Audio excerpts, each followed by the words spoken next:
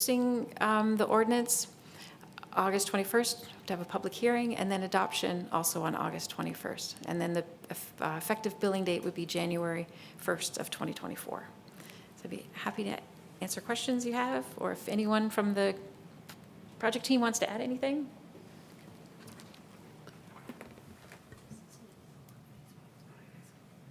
The only thing I'd like to add would be, we did meet this afternoon, the project team did. We made a few changes to the report that have not been updated on the website yet, but they will be in the next day or so. One change that we made, and it's really the only substantial change, we decided to round the ERUs up to the next whole number, except for unimproved parcels, and they'll still be remained at the 0.33. We corrected a few typographical errors, added some clarifying language, and then on the ordinance itself, we corrected the introduction date. I incorrectly had it listed as July 19th. So those are the changes that you'll see. They will be uploaded both to the website and with the agendas for the August 7th Board of Works meeting, and then the August 21st council meeting. And Mark, I'd ask the mayor, I think, Tara, this meeting goes on our, is it on Facebook Live, or is it go to YouTube channel? So if the people, our council members who had a conflict tonight, they could go and listen to Sheila's presentation there on the YouTube channel. Okay. Thank you. So I got one question so this was a government mandated utility.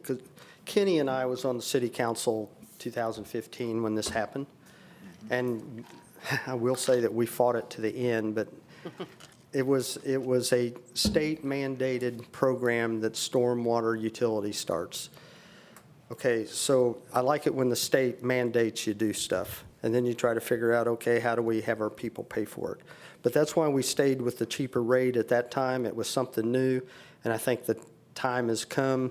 I brought up before at the last meeting that we're still, and Ty Urban, who's here, is our stormwater utility manager, and we clarified that we're the cheapest stormwater utility still, even with the changes in the county. Is that correct? Am I still correct at that? Yeah, over 10,000 residents, so Okay, so Edinburgh's not mandated because of their population, is that right? Or I'm just wondering, 119, and if it was mandated by the state, it looks like there'd be more than 119 utilities. I think there's 119 over 10,000, is that correct? It's 119 total. Oh, okay. Okay, and so did some communities not adopt that, even though that it was mandated? No, so communities may choose to implement a stormwater utility to help fund their programs, or to find the funding they need for their stormwater program. Some communities find it, they borrow from the general fund, which competes with police, fire, schools. Right. So, Well, I certainly agree with having the utility, and especially since the water problems that Franklin has with the 3 watersheds rolling right into Youngs Creek Park and Province Park. So, yeah. One other thing I would add is the list of the projects. We had 2 of those that have been completed. We have done other projects that were not on the list, but were necessary because of potential failure of a storm pipe, the need to use stormwater funding for stormwater management in the amphitheater park, on Yandy Street, and other projects like that. So we have used stormwater funds for those projects, but they just were not specifically listed on that project list from 2015. But under this theory, we'll really switching it from a residential supported system to a commercial industrial supported system, given the fact that they traditionally have more impervious materials. Yes, Is that fair? they are responsible for the vast more majority of the runoff. So they should be assessed the fees to help pay for the program. As a business owner, I reluctantly agree. But you're right, you're right. Thank you. Is there any more questions? Okay, thank you. We're introduced. Next item, additional appropriation from general fund for 2 projects at Green Lawn Cemetery, $105,000 for the purchase and install of a colubrium, and $25,000 to have military and damaged headstones repaired. Director of Parks and Recreation, Chip Warner. This is a different subject than we're normally talking about. So, I'm sure you know this, but I oversee the cemetery as well. And we have a need for a couple of different projects at the cemetery that I'm going to ask you for money for tonight. And one, Tara, if you just go to the next one, is the first project I'm going to talk about is the columbarium. If you don't know what one of those are, you have probably seen one because I have located one in Franklin. It sits out in the front of the United Methodist Church off of King Street, and you probably look right through it and you never even see it, but it's there. It's sitting right kind of, you're at the, you can either go 2 ways, and if you'll look right here, it's right on the edge of the building. So there is one here if you want to go look at one, if you haven't got to see one before. What they are is basically slots that you would put, I hate to talk about these things in public, but cremated remains of people. It's an option for people to, right now you can do that at our current cemetery, and you just place those into the ground is where they go now. Columbariums have become popular because it's an alternative for people not to have to be buried into the ground. They can go into what are called niches, and we'll talk about that in just a second. That's the first project I'm going to talk to you about. The second one has got to do with, if you haven't drove through the cemetery lately, there's certain sections of the cemetery that are pre-aged, right? Especially if you'll go and start to read some of the headstones and dates on them and those things. And you're going to see some that look like this in this picture that have been toppled over for many different reasons.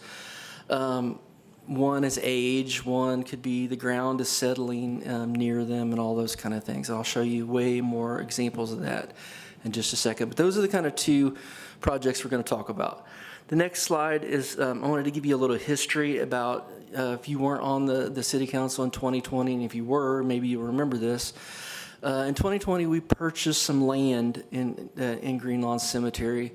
It was a section that was owned by the Masonic Home, and it dated back into the early 1950s. That without going into great detail, the city actually owned it and gave it to them. And if you've been out there lately, you see these huge rows of headstones. And most of those rows of headstones you see aren't taken. They're just headstones that are there that the Masonic Home will actually, some of their residents or people that are related to the Masons can actually be buried there at their expense. So the section that we bought is just north of that. And I'll show you a picture of that in just a second. But I wanted to show you that we actually bought that property for $150,000 back in 2020. This was the pay structure that we come up with at the time. So you see initially we paid $75,000, and then we've been paying $25,000 a year, and the final payment is actually this year. So we'll have purchased that land. A couple of things I want to tell you about that I wrote down. This is important for you to know. That section actually has 774 grave plots in it. So, you're trying to think, well, when I show you a picture in just a second, you're going to relate this to residential property. You're like, why in the heck did we ever spend that much on this? Well, the revenue potential for 774 plots is $620,000 is what the going rate that we currently charge for those. We have sold 262 of them, so we've sold roughly a third of them already. And I'll show you in just a second where we're going to put this columbarium is going to take up 42 of those 774. So I'll show you that on a picture in just a second. Next slide, please. You don't normally look at the cemetery this way. This is an ugly picture from November, so it's usually more green than this. To give you an idea, this is the overall cemetery that is basically north of South Street, if that helps you. The chairman section is cut off and you can't see it as much. But this gives you an overall view of the cemetery to give you an idea where we are. That little, what looks like a gold building in the middle of it is actually the mausoleum that sits in the cemetery, to give you a bearing point of where we are. If you'll go to the next slide, please. Now we're going to get into more detail. That's the rows of headstones I was just telling you about they're Masonic owned, and they still own those. So we did not purchase that property. What we purchased is what you see just north of it. The mausoleums on the left. I want you to see there's 3 black dots just above that road. Does everybody see those black dots? If you'll look just south of that, that's where these columbariums are going to go, and I'll show you a picture of how these will look if you decide to approve this project. It's only going to take up a strip of land, so I'm a statistics guy. You should know that by now. I got some great statistics for you.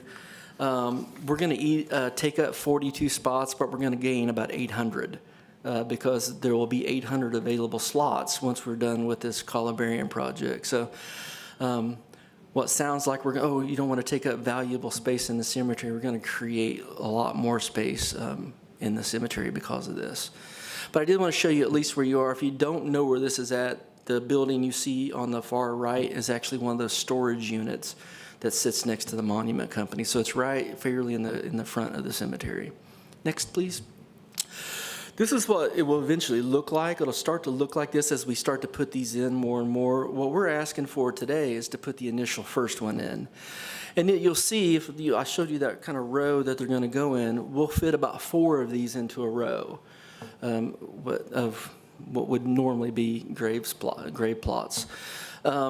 Each one of them will have roughly 120 spaces. I'll go into more detail in just a second about that on the next slide. Next one, sorry. This is what it will fairly close to look like. This is a rendering of what we're talking about. So each of these slots, one side of it will be single spots, so there'll be 40 on one side, and then there'll be double spots on the other, which will take 80. So each columbarium will actually have 120 available spots for people to go into that, one day has to be there. Like I said, one of the advantages, and we've had a lot of people ask us about these, is that some people just have the fear of being buried, or even when you're not here. So this is an alternative to that you can go in here and above ground instead of below ground. I got to put humor in this. I'm a parks director, Jesus. Go ahead. Next slide, please. This is not stuff you really want to talk about, but this is the stuff that I talk about, is the revenue part of it. So columbariums are not cheap. So that's where you get the $105,000. I'll explain that to you in just a second as well. But these are the revenue projections off of one. So one columbarium roughly is about $85,000 to $90,000. The remainder of that 105 will actually be the foundation that we'll do ourselves, with the sidewalk that'll get to it, and then landscaping and those kind of things that go around them. But you'll see, for every roughly $90,000 columbarium we buy and put in the cemetery, this is the revenue potential that come from them. Singles are sold for about $200 a niche, and then doubles are sold for $3,000. Did I say 200? I meant 2,000. Yeah. So it gives you the revenue projections off of them. We have an open and closed fee for everything we do at the cemetery, so it's morbid, but when you dig into the ground, that's open. When you put it back, it's closed. Same thing with this. You open the door, put the stuff in, put it back out. It's an open and closed fee to do that. And then the lettering on the front of it, be honest with you, we'd probably farm that out to somebody else. That wouldn't be our expertise. We'd get a monument company to come and actually do that stuff for us. You see that the revenue potential is $376,000. I'm a numbers guy. If you take that, let's say it takes us 3 or 4 years to fill one of these up. The revenue potential is, if we take the current numbers, which I should tell you what those are. Remember, I'm a numbers guy. The revenue at the cemetery in 2020 was $172,350 is the revenue that we produced. In 21, it went to $232,650, so it jumped significantly. I looked back why, because I do a lot of stuff, and we did a rate increase that year. So that's why you see the large jump. Last year, it was $212,700, and this year we're at roughly $94,000 already. So I tell you those numbers because if I take the 376 divided by 3, let's say it takes 3 years to fill this thing up, it's roughly $120,000 a year. If I add the 120 to the current revenue that we currently have, It almost pays for the entire budget of the cemetery that we currently have. So in other words, the revenue that we could produce off of one of these would help pay for the cemetery operation. And the less that we can do in revenue, the less we have to do in taxpayer money. So it's the same concept we run parks with, to be honest with you, is the more revenue we can produce, the less we have to rely on tax dollars to do that. I did want to see it so at least you knew you were making a fairly good investment if we decide to do this.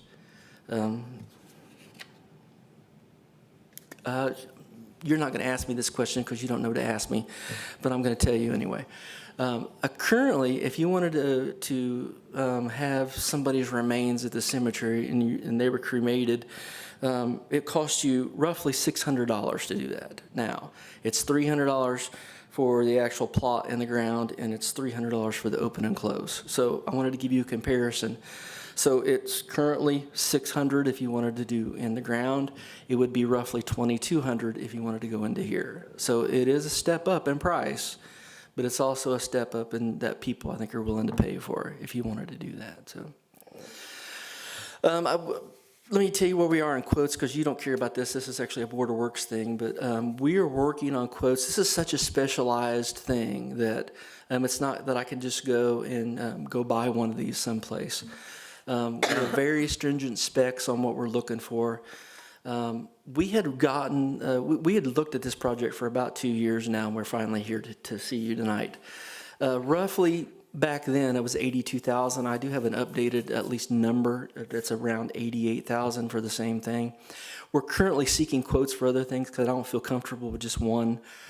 So I want to find some apples to apples comparisons, if you will, before I'm ready to go to the Board of Works and actually pull the trigger to buy it. So that's columbariums. Anybody have any questions about columbariums? I've done a lot of research on them.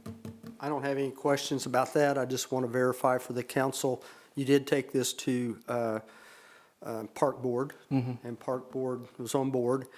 You're the numbers guy. It's what you said. I am. What is the revenue from when we bought it for the $150,000? You said you've sold so much. What is the revenue that has been brought in? That should be enough to more than pay for this. Well, I know we do 262. I could do the math real quick if you want me to. Yeah, we did two. It's paid for It's itself just- already. Yeah, It's already paid for Yeah, itself. we're That's what you're we're asking. 125 in without our 25 Yeah, December for sure. payment. right. And then okay, go ahead. That's all I had to add to that. Yeah, it's by far paid for itself already. So I just wanted to put that on the record. yeah, How many did we sell? we have sold 262. At 600 or 300? No, it's more like 1,500. Okay. That'd be 393, Yeah, so it's already paid for itself and then some. So. and we're 150 in so far. Okay. So it was a good investment even back in 2020 when we did it. So, okay, that's columbariums. The next one. So the mayor had challenged us. To be honest with you, he's talked about this for a while with us. I'll give him credit because he did ask us to do this. So if you drive, just go in the cemetery or walk or drive or wherever you want to go, you'll see these pictures out there. There's several headstones that have toppled over. There's some that are leaning. If you'll go to the next slide, you'll see some are sinking because of foundation issues, all those kind of things, and one more. The one on the left you'll see is just sinking. So is the other one on the right. Honestly, most of these that we're going to start focusing on will be in a military section that we have, and they're older, so we want to get them at least toppled back upright. It's not easy work. These things are extremely heavy. We have to be very careful. Some of them are old. And there's a lot of them. If you just go around the cemetery, and the problem is that if you maybe can almost focus in on that date, on that one. Some of these are going to be headstones that just don't have people that are around anymore to be able to maintain them and those kind of things. So I do think that's part of our mission. Is if we're going to have a cemetery and we're going to maintain it, then I think part of our mission is we have to maintain it, right? And that includes some of these stones that doesn't have anybody to maintain them anymore. What we're asking for this project is for $25,000 to initially get started on starting to do some of these, get them back up. We have worked for months and months and months to find a company that's willing to do that, that is insured and that we know can do it. And I think we have somebody now that is able to do it. Honestly, it was not as costly as I thought it was going to be to do. I thought it was going to be hundreds and hundreds of dollars per stone, and it's not. It's more like $35 to $50 a stone. But believe me, there are many, many out there that need it. I don't think $25,000 is enough. I think it's $25,000 enough for this year. We may come back to you in the spring of next year and say, hey, we're ready to do round 2 again. But I did want to at least try to get started on this project. It's been long overdue and it's needed, and I think it would be a good thing for the cemetery. So, And Chip, just to add to that again, please. we did 2 years ago, we started talking about this, and you applied for 2 grants, and we were not successful. We have, yeah. Yeah, so that's why we decided, let's see if the council would approve. Yeah, we have exhausted all the grant opportunities we could find, so it's not like we're just, oh, let's just come here and take the easy route. We've actually taken the grant route several times, have been told no several times, so, but it needs to be done, so. And I bear some responsibility because that's my walking path. And so I started talking to the wasn't gonna mayor. out you, Lynn. Thank you. I appreciate it because yeah, and many of those are Civil War monuments and things of that nature. A common question that is raised for the cemetery staff is people come out and they buy plots. Well, you really don't buy a plot. Title to the property always remains with the city of Franklin. What you buy when you go to our cemetery is you buy a burial right, which means the ability to be buried in that particular plot. But we continue to have ownership. So I think that's an important legal distinction. While we wouldn't go out and make repairs to somebody's private home just because we want it to look nicer, we do have the authority and/or, as Chip said, probably the moral responsibility to maintain it. That's part of our mission. Under our current agreements with people who buy burial rights, they do have obligations in the manner in which they operate the plots, what they can put on the stones, what they can do, the things they can, and Stuart's very good about enforcing those kinds of things. But most of these that are really in bad shape, there simply is no one else left. Some of them are in the 1800s and that nature, and there just isn't, if we don't do it, no one else is going to be able to do it. And we certainly have that legal authority to do it because we do own the property, not the burial rights. On that happy note. Yes, and this is for introduction only tonight, and we will be able to have a public hearing and a closure to this, no pun intended, on August the 7th. Thank you, appreciate it. Thank you. Thanks, Chip. Okay, that gets us to the next item, under other business, tax impact analysis, annual presentation to taxing units. Jeff Peters. Been patiently waiting.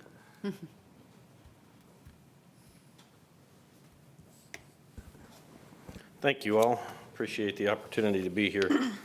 As we've done for the last several years, the redevelopment commissions are required to prepare for the underlying taxing units, their tax impact upon them of capturing the assessed value that you do in the TIF area. For the Franklin Redevelopment Commission, you fall into 2 different taxing districts, which is Franklin Township and Needham Township. Taxing district is a geographical space that has an identical tax rate because it receives identical services from an identical group of units of government. Same township, same school system, same library, county, et cetera. Because those are different, calculating the tax impact, we have to separate it into the 2 different townships. So before you is the Franklin Township example. The top section looks at the different units of government that make up that taxing district: Johnson County, Franklin Township, the school, the library, and the solid waste district. The 2023 taxing district rate for that district is 3.0623. Of that rate, there are a couple of fixed rate funds. For Johnson County, they have a CCD fund, as well as the city of Franklin has a CCD fund. The middle section that says 2023 TIF AV is the amount of TIF assessed value that you captured in the redevelopment commission. It's approximately 86.9 million. Again, this was captured by the redevelopment commission and kept out of the underlying tax base. So one of the things that some people state is, oh, you know, we don't want the redevelopment commission to capture this amount of revenue. We want you to give it back to our various units of government.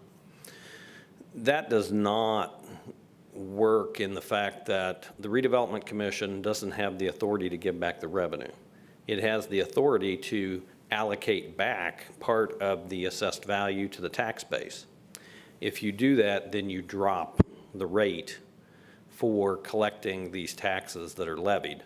But the finite amount of taxes that you levy are typically the same, irrespective of what the assessed value is. Each unit of government has a maximum operating levy that is a finite amount, which is the previous year multiplied by growth factor. Last year, this year's growth factor was 5%. Next year's is going to be 4%.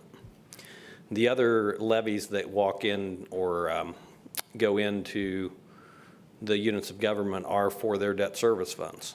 When you have principal and interest due, such as this building on its annual payments, you levy a finite amount of dollars on your taxpayers to make principal and interest when it's due. So irrespective of what your assessed value is, you don't gain or lose money. You just have a different tax rate. So in this example for Franklin Township, if the redevelopment commission were to give back this $86.9 million in assessed value to the tax base, it would lower that district rate from 3.0623 to 2.9334. The result of lowering that tax base would mean fewer properties would be subject to the 1%, 2%, and 3% tax caps. You know, as your residents, you only have to pay up to 1% of its value annually. So if the rate were lowered, there would be fewer properties that hit these tax caps. And these tax caps, whatever that loss is between the levy that you actually apply and put on the tax bill versus what is collected, is that circuit breaker loss. If you were to, again, lower the rate and fewer of these properties were to hit the tax caps, we would estimate, and it's in the middle section in the box there, that circuit breaker for this taxing district would reduce about $210,000. That would mean that there would be $210,000 more property tax actually collected. So if the levy is 100% and the historical collection is maybe 95% of that because of circuit breaker, this might trigger it to where your collection would be more like 96%. So for that $210,000 of more net collected taxes, it would be shared proportionately across the taxing district to each of the taxing units based on the property taxes they impose. For Johnson County, it's about $22,000. For the city, it's about $81,000. For the school, it's about $100,000.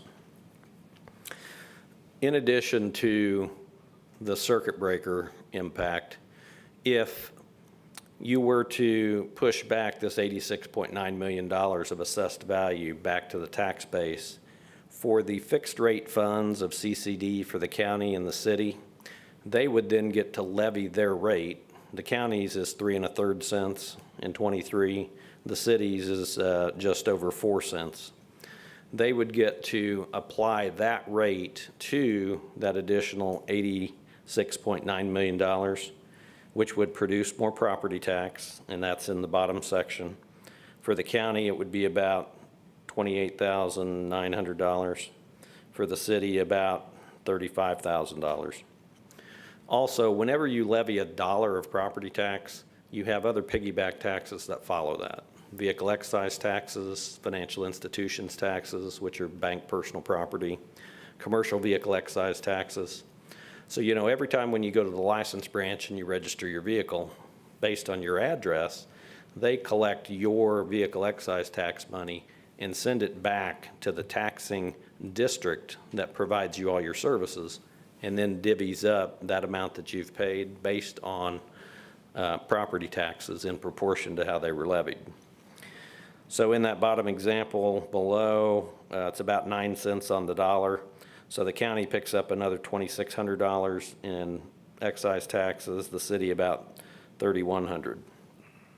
The far right-hand section, bottom right-hand section, shows the circuit breaker at about $210,000. The other property taxes combined with that would be about $280,000 for the Franklin Township taxing district.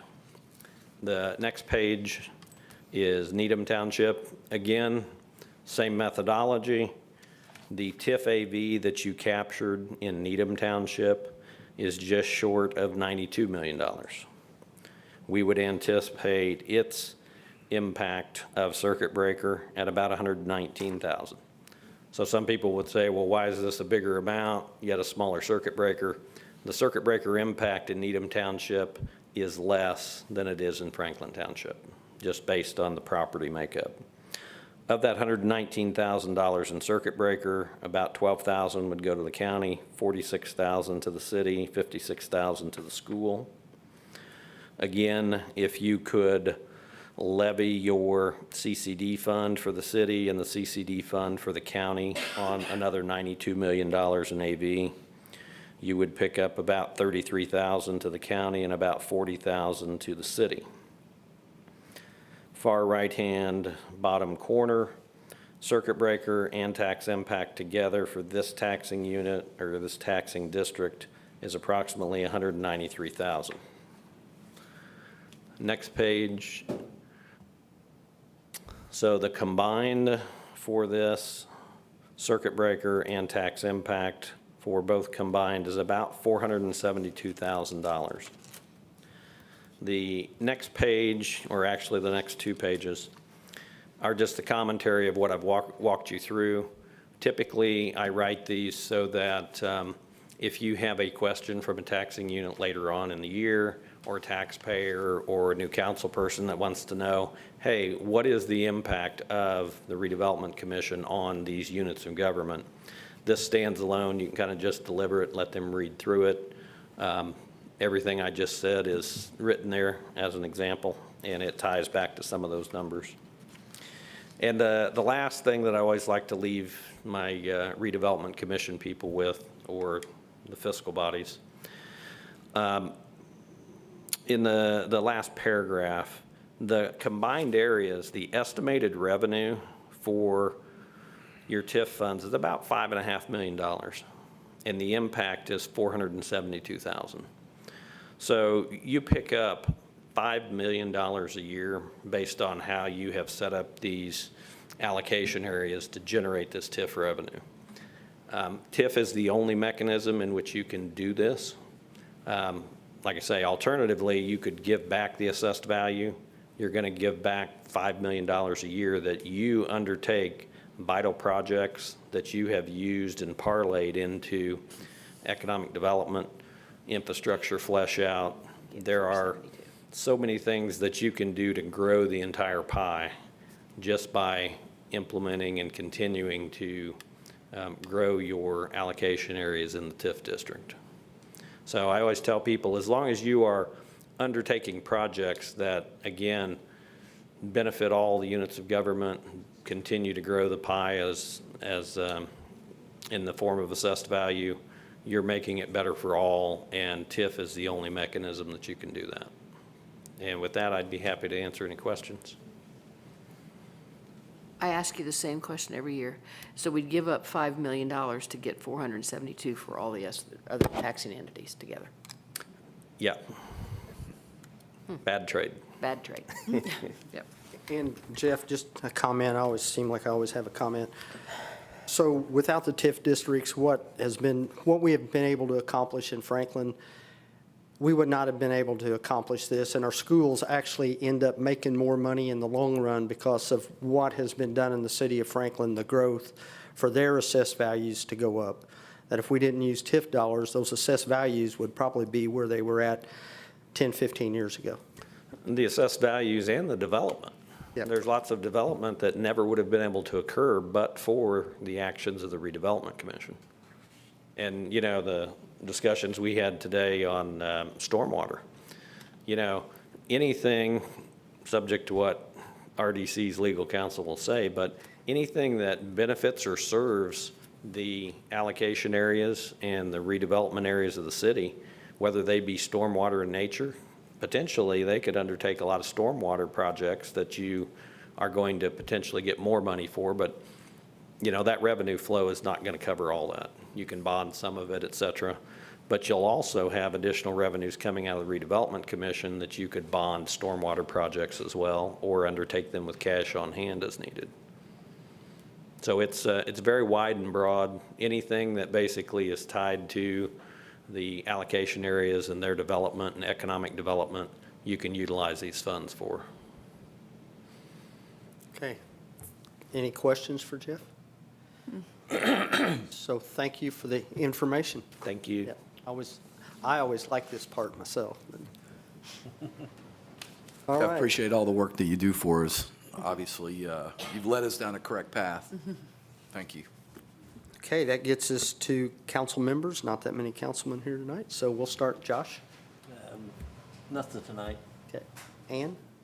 Nothing, thank you. Ken? I don't have anything, Mayor. Thank you. Irene? Nothing for me. Tara, you got something real? Yep, I'd like to invite you guys to the ribbon cutting for the roundabout at Simon and Commerce, right in front of the high school. It's August 1st at 10 a.m. and then the roads will open immediately following. Thank you. Jane? Lynn? No, no, sir. And I have nothing, so I guess we need a motion to adjourn. So moved. Second. All those in favor? Aye. Aye. Thank you.